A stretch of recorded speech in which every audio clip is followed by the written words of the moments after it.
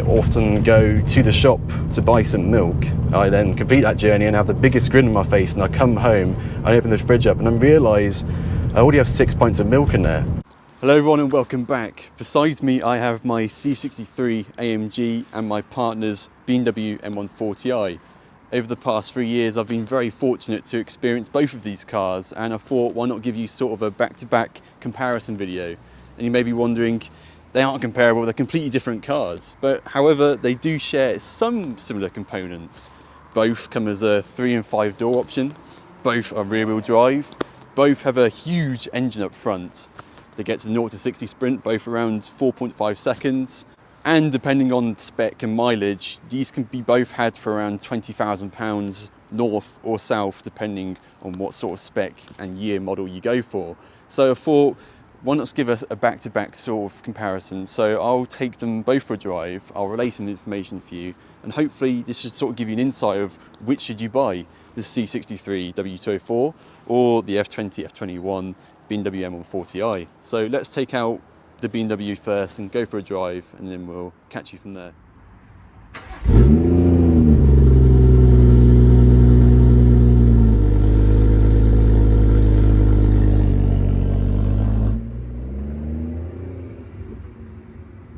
Okay everyone, you now join me in the M140i, and the first thing that I want to get out of the way is that I know these cars aren't like for like.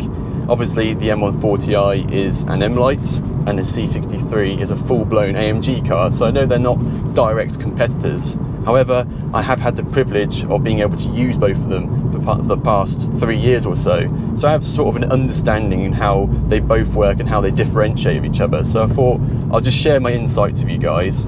And I'm also in a C63 and M140i Facebook groups, and there's always topics alluding to which should I get, the C63 or the M140i, should I make the swap, this, that or the other. So hopefully this video might be able to cover some of those topics and what I kind of feel about both of the cars. Obviously there is a bit of a bias towards my C63 because it's my pride and joy. But it's nothing to take away anything from this car, because I was actually going to buy one of these before my C63, before my partner did. So that ended up making me look for something else, which led me to my C63. I should also mention this is not a full comprehensive review, this is more of just an overlook of the last 3 years and what my experience is. If you want to see a full review, I did it on the channel a few months ago, and I'll link it in the description and I'll put it on the end screen. But more on the car now, because that is the main focus here. And one of the things I want to talk about straight away is the driving position, because it's excellent. And I feel like I'm sat in it rather than on top of it. And it's fantastic. And also what's fantastic are also these seats, these black Dakota leather seats are very comfortable. I've done some long journeys in them and I never get backache, which is also a plus point. Maybe not as comfortable as my AMG seats, they're not as they don't hold you in as well, but we'll get onto that a bit later because this is all about the M140i. Another notable thing which is worth mentioning is the build quality is still exceptional. Everything ergonomically still works, there's no squeaks and rattles, and during the 3 years everything still feels just as good as it did back then, and that is testament to BMW's build quality, I suppose.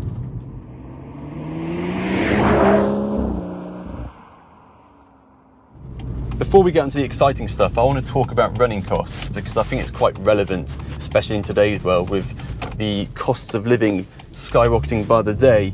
And if there's one thing this car truly excels in, it's definitely the running costs, that's for sure. In this car's ownership, it's averaged around 33.4 miles per gallon, and that's been a mixture of all sorts of driving, and it will happily do 40 to 45 miles per gallon on a long run. If you are heavy footed, then I can imagine mixing in with town driving, you'll get to about low 20s maybe.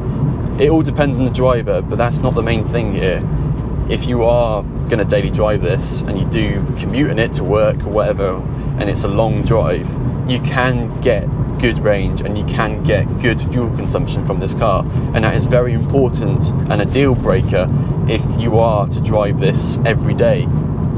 Another healthy number for this car is the road tax, and that's £165 a year.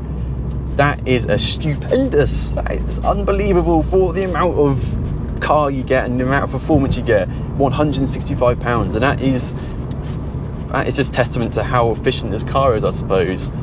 Another good thing to hear about is that during this car's life, 3 years we've had it for, it hasn't really had anything, nothing's gone wrong with it. It's just needed tyres, brakes, oil, the regular servicing. That's about it. So in terms of reliability, you're going to be pretty well off. The front tyres for this car are the PS5s, and they will set you back around £260 for both of them. As for the disc and pads at the front, I can't recall the actual figure, but I know they're quite expensive. I think if you were to do all 4 of them, front and rear, you're looking probably around £1,000, maybe a bit more. Any M140i owners, please let me know in the comments, but I know it's not cheap. That is one of the pitfalls about the brakes in particular. They are quite expensive, but the servicing side of things is pretty cheap. I don't remember the numbers exactly, but I know it's not expensive at all, especially if you get like a specialist, then it's going to be very reasonable prices. The car is well equipped as well. We have Harman Kardon sound system, we have sat nav, we have cruise control, we have aircon and heated seats and climate control. It's very easy to live with. Cup holders down here, more big door bins on the side down here. Our boot is 350 litres, and that is very cavernous because I actually moved out in a 1 Series. There's a 125D. It's actually one of my first videos I actually featured on my channel. I actually moved out with that car, and I put my mattress, my double mattress, in the back of that car, and I also put a 55-inch TV in the actual box as well, in the back of that 1 Series. So it's a very practical car. It's well equipped. I don't really know what else to really say. That it's just truly exceptional.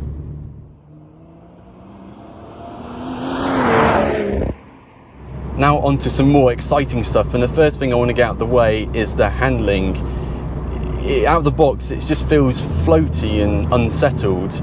It's responsive and the steering is quick, but it just doesn't inspire me confidence, and it always doesn't feel hunkered down. It's twitchier than my bunny's nose. You put your foot down as well, it just kind of bounces as well. I'm sure with a few handling modifications that I've seen on the groups that you can make the car more enjoyable around the bends, but if there's one thing this car can't do out of the box, it's corners very well. However, there's nothing to take anything away from this car, because if there's one thing this car can do, it's speed. It's got lots of speed, that's for sure. This B58 under the bonnet is the 3-litre inline 6 and has around 340 horsepower out of the box and around 500 newton meters of torque, which is absolutely bonkers, and gets you to 0 to 60 in around 4.5 seconds. Let's just do a quick pull here, National. It actually hooked up really well there, but one of this car's party pieces is the insane amount of torque you get such low down. It is fantastic, and it makes the car so usable on a daily basis. It makes any scenario where you're in a situation you need to overtake quickly effortless, and that is very welcome in today's world. This car has so much pace and will easily overtake most things on the road in stock form. I know these cars can be mapped and you can get some silly power out of that, and they become near enough unbeatable as long as you put some handling modifications on it as well. I haven't even talked about the ZF8 speed gearbox yet. It's brilliant. It's very responsive when it needs to be, and you can always put it in manual for a bit more engagement, but it's perfectly fine just in its auto setting, and there's a bit of delay when you put your foot down. It's not immediate. I don't know if that's a transmission or if it's the turbo lag, I'm not too sure. But it gets through gears effortlessly. It's not jerky around town, and it's very engaging when you are pushing on. Just in general, there's a relentless amount of surge from low down all the way up to about, I don't know, about 4,000-ish RPM, and then it just wants to change up. It doesn't want to carry on up to the red line, which I think is where this car maybe falls short a little bit, and that is how its power band is. It's extremely good for what it is, don't get me wrong, like having all this power down is ideal for the real world, but if you're like a huge petrol enthusiast and you love noise and love revving the car out, you don't get much reward for going past its power band at around 4,000 to 5,000 RPM, something around there. And obviously when you have a petrol car, you want to hear it sing, you want to hear it right at the top end, but if it's not giving you much else up the top end, then there's no incentive to do so. And I feel like the car's power just feels a bit diesel-like. And I love diesels, so I'm not complaining, but I'm just letting you know that the power plant just feels like it's a bit diesel-like, the way there's so much torque low down. But to sum this car up, really, it's just an amazing piece of kit for out of the box, and for how much you have to pay for one of these. This is like a 2018 car, and it can be had online. Okay, this has done about 52,000 miles. You could probably pick one up for about 19 grand or so. It's still a new car, it's got new technology.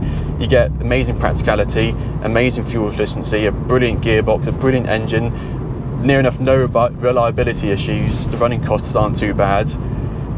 And with modifications, this car is a force to be reckoned with. You can do many things with this car in terms of tuning and customization. That is, because this car is so popular, you can really make it your own and customize it in the way you want to, and modify it in the way you want to get the driving experience that you want. But I'd recommend this to anyone who's just interested in cars, because as a daily, it does everything you ever would want it to do. And if you do want something a bit more track or B-road orientated, you can do modifications, but that's not what this car is really all about. You can get other cars which are more focused for that sort of thing, but obviously, like I said, modifications, you can make this into what you want it to be, because there's so much to be done with this car. On the whole though, if my partner did not buy this car, I most certainly would have done, and with a few modifications, this car would be nothing short of excellence. So yes, very well done, Mr. BMW M140i.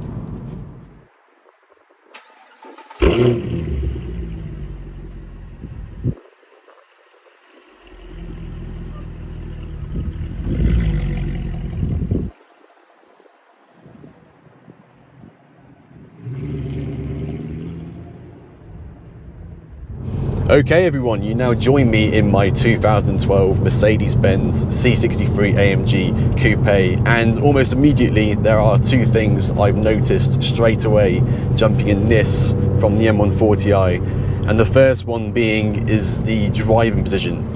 BMW are renowned for having excellent driving positions, and when you get into this, it clearly demonstrates that, because the driving position in this, I feel like I'm sat too high. I feel like I'm sat on the car rather than in it. Although the seats are supremely comfortable, I just don't have a very sporty position, and I can't get it low enough, and I'm on the lowest setting, and I'm not a very tall person, but I still feel like I'm sitting too high. The second thing that I've noticed almost immediately is the build quality. Jumping from the M140i into this, it's quite a difference. BMW are renowned for using excellent materials in their car, and it's well put together. And in this, it just feels just a bit cheap, if I'm honest. And there's a lot of like noises as well, in terms of I can hear the instrument cluster up here flexing a lot, and it's quite rattly. The sunroof, even though this is a pan roof and the M140 only comes with just a little letterbox one, that's flexing quite a bit due to the bolts not needed adjusting under the headliner. And just in general, like the buttons, just some of the buttons around here, you could probably mistake being from like a Mercedes Vito van. It just doesn't feel quite as top notch, and the materials just don't feel as plush as you do get in an M140i or just in BMW products in general.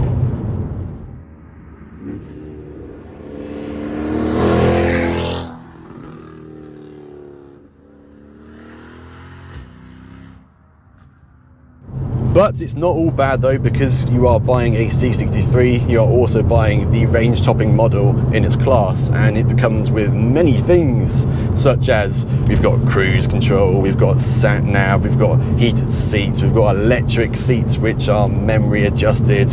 We also have a sunroof, which is absolutely standard with the car, and if you have a saloon or a stage, you also get like a letterbox sunroof as well. And it just comes generally well equipped. And we also have a Harman Kardon sound system, which is an option for this car. However, it is absolutely nowhere near as good as the one in the M140i. It's completely night and day difference. So if you are thinking about getting Harman Kardon in your Mercedes, it's like, I need to have it for good sound quality, I can tell you for sure it's not really that good. So just keep that in mind. If you do want the sound system, it might not be worth it, especially when you've got the soundtrack coming from those 4 huge overhead exhausts. Do an obligatory launch here.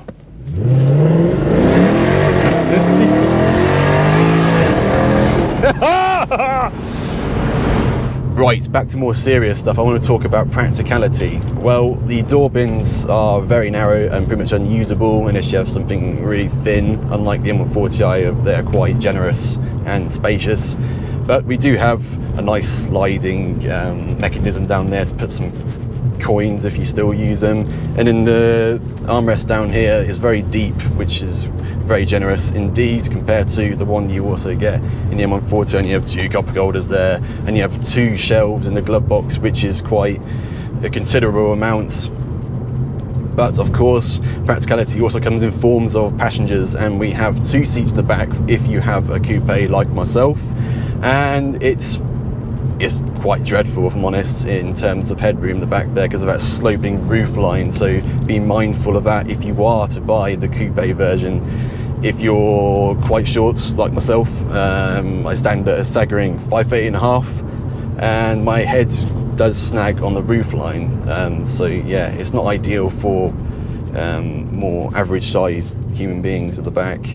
But of course, if you do want more generous room in the back, then you will opt for the saloon or estate, which I personally wish I'd done myself because it just looks better and the proportions are much nicer in that sort of form. And of course, because it is essentially a C-Class, you do get quite a lot of room in the boot. It's about 450 litres, which is overly cavernous, and I've fit loads of stuff in the back. I've had 4 people in the car and all their luggage for like 5 days out in Cornwall, Newquay if you're wondering, and we fit all the stuff in the back and all the passengers as well. We didn't have to overfill the interior and the cabin to fit extra items because the boot did the job itself.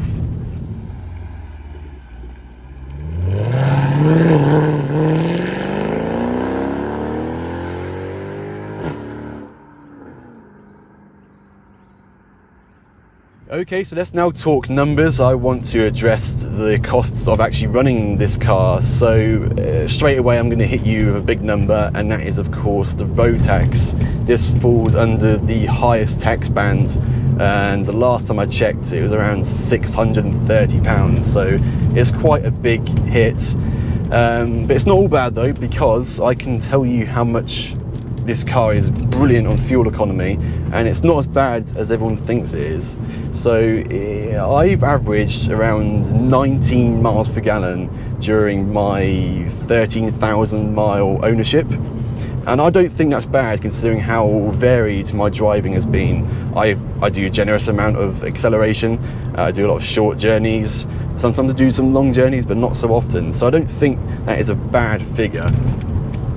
And generally speaking, people think that these cars are terrible, but I can tell you for sure that they're not.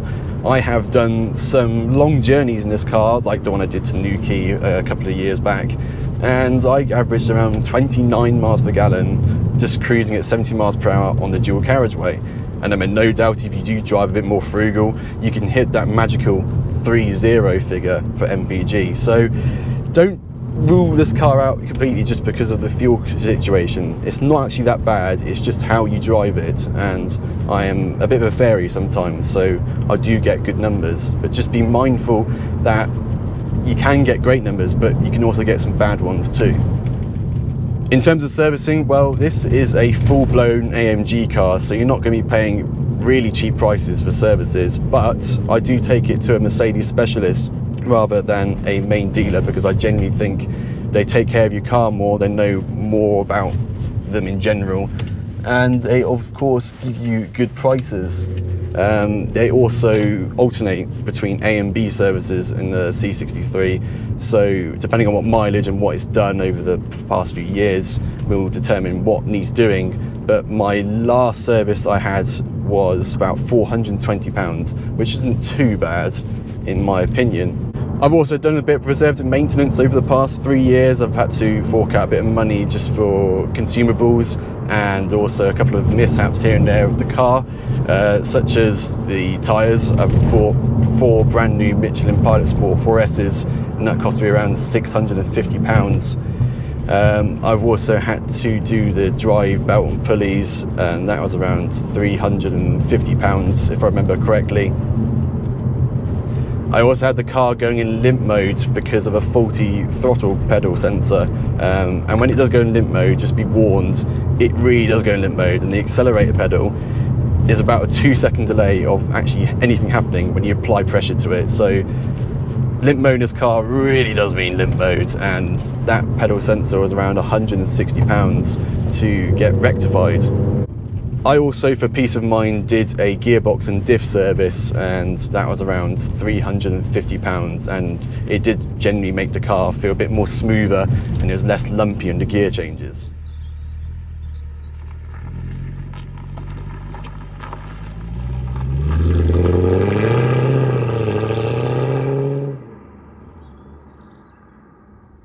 Right, now on to more exciting stuff, and before I get onto the power side of things, I want to touch upon briefly how this car feels to drive in terms of its steering and handling. I know the M140i and the C63 aren't particularly the sharpest tools in terms of dynamic and handling, but it is definitely something to talk about, just in case when you do hit a nice twisty road. So the M140i steering is definitely quicker than this. It definitely is quicker to turn in, and this car's steering dead center is pretty just lackluster. But after that, I just feel I'm a lot more planted to the road in this car. It feels more, I just have more confidence inspired. Helps with the hydraulic steering as well. This car just genuinely just feels more compliant to the road. Whoa! That is a very strange vehicle. Let's just do a quick pull here.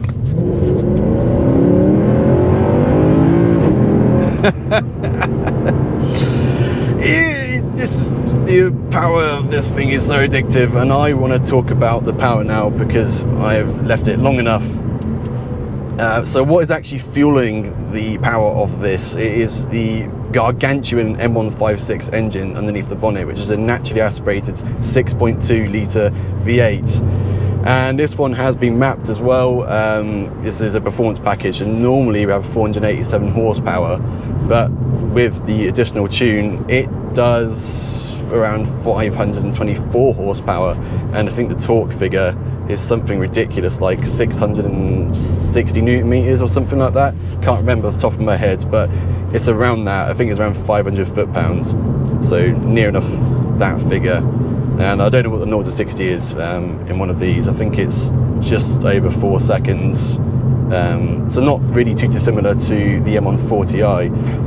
But it's the way this car delivers its power, and it's so linear. You get the initial shove and the rush of the acceleration, but it just keeps on pulling all the way to the red line, which is something, it gives you that incentive to actually bring it out all the way to the around 7,000 RPM red line, which is something which is kind of missing in the M140i, because it just wants to change up. It runs out of puff at around 4,000 to 5,000 RPM, and the whole point of having a nice petrol combustion engine is to listen to it sing, and you get the incentive of that when you're driving this all the way to the red line.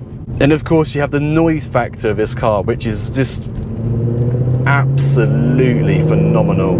and it doesn't matter what rev range you are in the car, it sounds fantastic at any given moment. And every single, like, 1,000 RPM, there's just a completely different noise.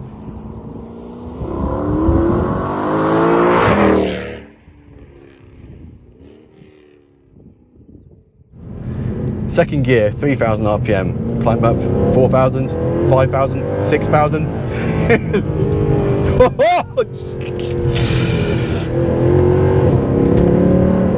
And all you have to do is pull a gear and the magic will just happen again and again and again. It just, the soundtrack is absolutely to die for in this car. It's just so addictive.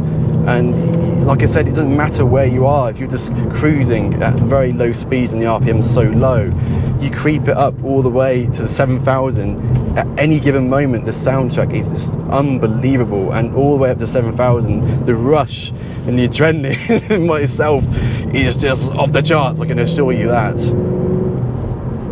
Third gear around this corner. Swing it out. We only got up to 4,500 RPM there, and how good did that sound? We had another 2.5 to play with. It just, it makes my hair stand on end, and I still get the same feeling as I did when I first bought this car, and that, you just can't put a price on that.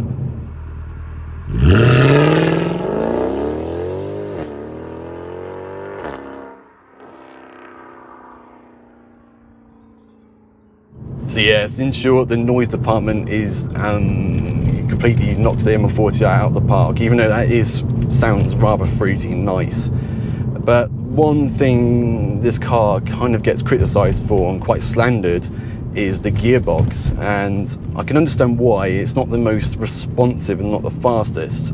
In the real world, if you were to put this into controlled efficiency mode and put your foot down compared to the M140i in its comfort mode, the M140i probably would surpass the C63, because the kickdown in this takes so long. It's like, what am I?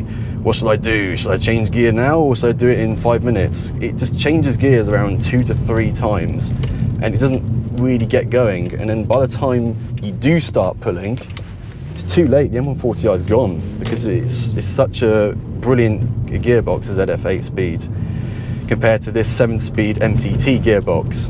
And realistically, you're not always going to be driving in the right gear at the given moment, or in Sports Plus mode, which is the gear which really does give this car its pace in terms of outright performance. If you do have it in Sport Plus mode, it's completely instantaneous. When you have a kickdown, it just goes straight away.